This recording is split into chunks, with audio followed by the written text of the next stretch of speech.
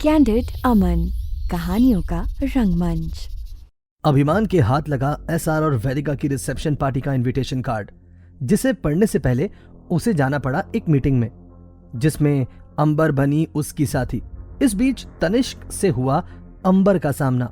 अंबर और अभिमान के जाने के बाद तनिष्क के सामने आया उसका अभिमान को दिया इनविटेशन कार्ड, जिसके बाद उड़ चुके हैं तनिष्क के होश। इस बीच तनिष्क कर बैठा है एक गलती, और उसने खुद अपने मुंह से बताया अभिमान को अंबर के एसआर की बहन होने के बारे में। अभिमान ने गुस्से में बीच रास्ते में रोक दी अपनी कार, जिससे घबरा चुकी है अंबर।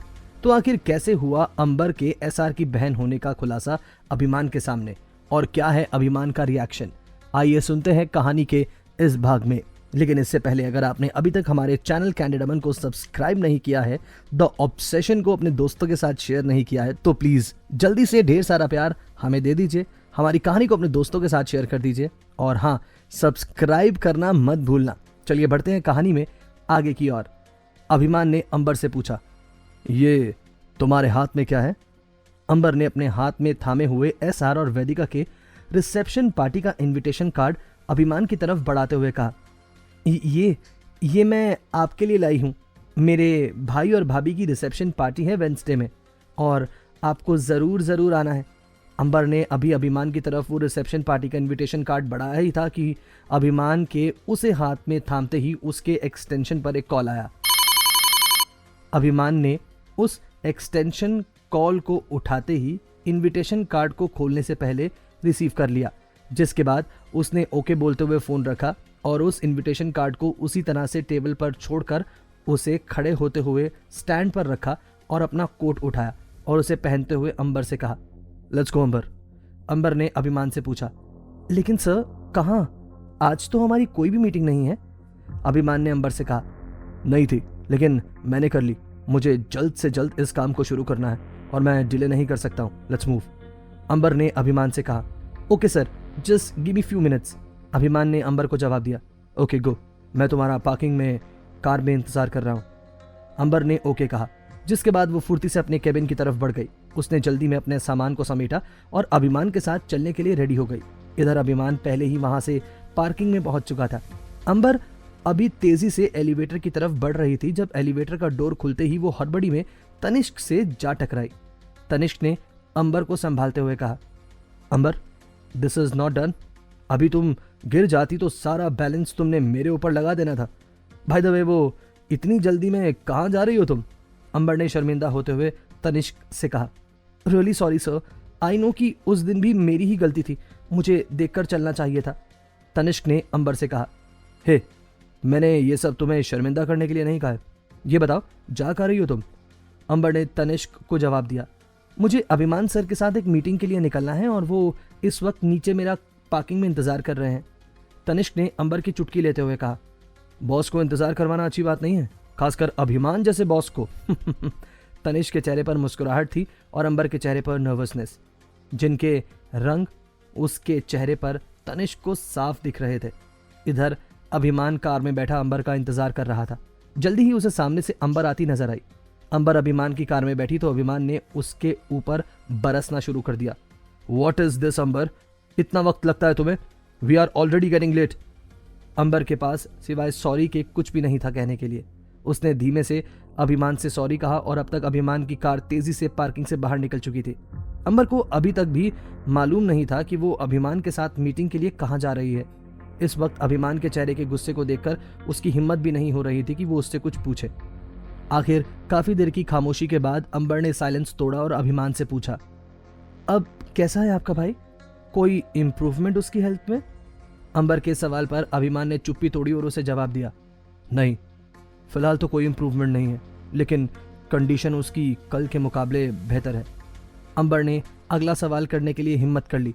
उसने डरते हुए अभिमान से पूछा, आपने कहा था कि आपके भाई को गोली लगी थी, लेकिन कोई उन्हें गोली क्यों मारेगा? अभिमान ने अंबर के सवाल का जवाब दिया, सर, फिरों की कमी नहीं है इस दुनिया में। ऐसे ही एक सरफिरा है जिसने ये सब किया है, लेकिन मैं उसे इतनी आसानी से छोड़ने वाला नहीं हूं। अपनी बात पूरी करने के दौरान अभिमान की स्टीयरिंग व्हील पर अब गिरफ्त कस चुकी थी। अंबर ने पहली बार अभिमान को इतने गुस्से में देखा था। इसके बाद अंबर ने अभिमान के सामने कोई सवाल पेश नहीं किया। दोनों का यह सफर काफी लंबा होने वाला था। इधर तनिष्क गुनगुनाता हुआ अपने केबिन से अपने दोस्त अभिमान के केबिन में आया। उसे अभिमान के केबिन से एक फाइल लेनी थी, जिसकी वजह से वो उसकी एब्सेंस में उसकी केबिन में आया था।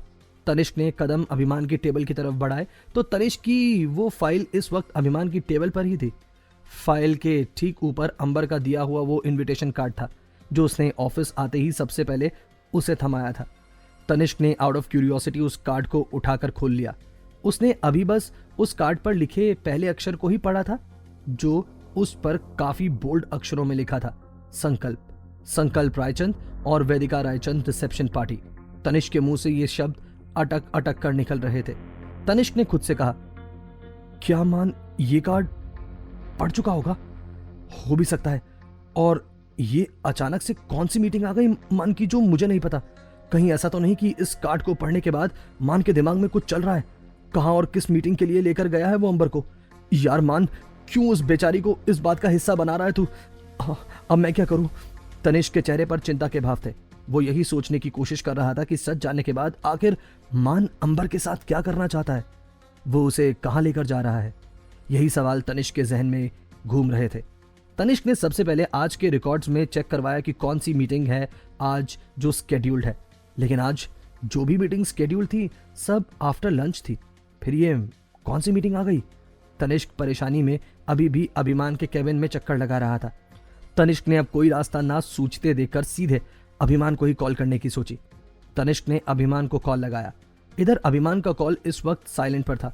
तनिष्क के 4 से 5 बार कॉल करने के बाद भी अभिमान ने कोई जवाब नहीं दिया। अब तो तनिष्क को फिक्र बढ़ने लगी थी। तनिष्क के जहन में फौरन अंबर का ख्याल आया और उसने अंबर को कॉल करने की सोची, लेकिन तभी उसे याद आया कि उसने तो आज तक अंबर का नंबर अपने फोन में सेव ही नहीं किया था। अब तो तनिष्क को अंबर का नंबर निकलवाना था। जल्द ही उसने ये ऑर्डर पास कर दिया। अंबर का नंबर निकलने तक का उसे इंतजार करना था।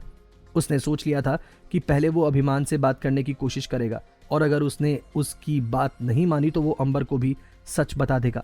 यही सोचते हुए तनिष्क बेचैनी से अभिमान के केबिन में ही चक्कर लगा रहा था जब अभिमान के केबिन का डोर नॉक हुआ और एक लड़की एक पेपर पर अंबर का नंबर लिखकर तनिष्क के पास आई।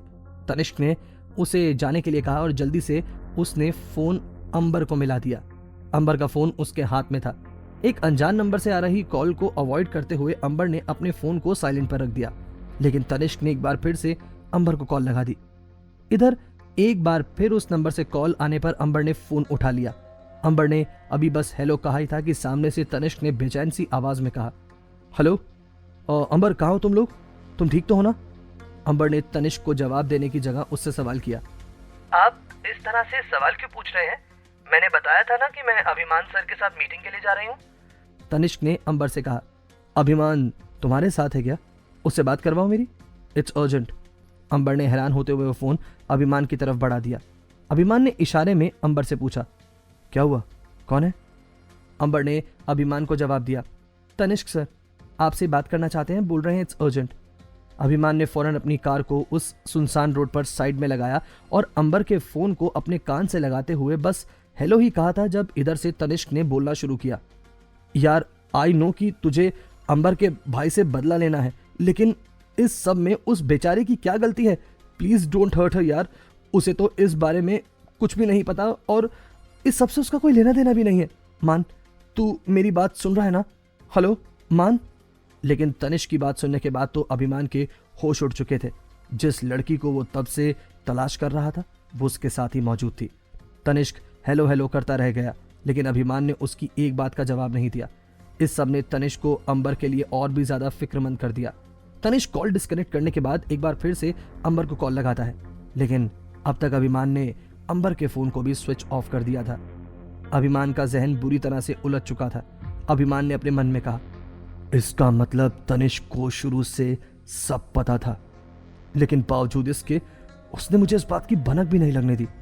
इतना बड़ा धोखा, एक और दोस्त दगाबाज निकला मेरा। अभिमान हैरानी से अंबर की तरफ देख रहा था।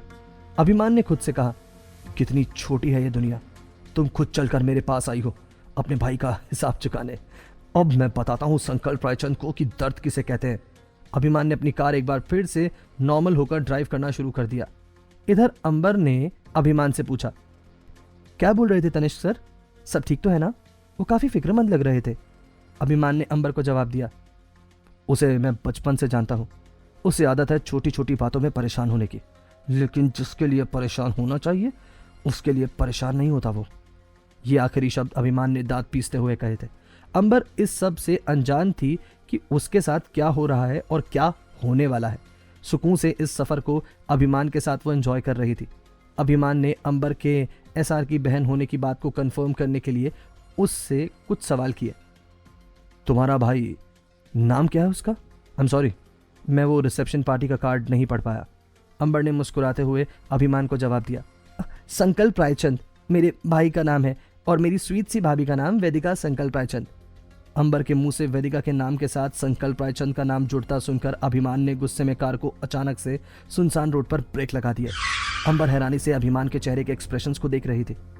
अंबर ने अभिमान से पूछा, सब ठीक तो है ना सर? कार खराब हो गई क्या?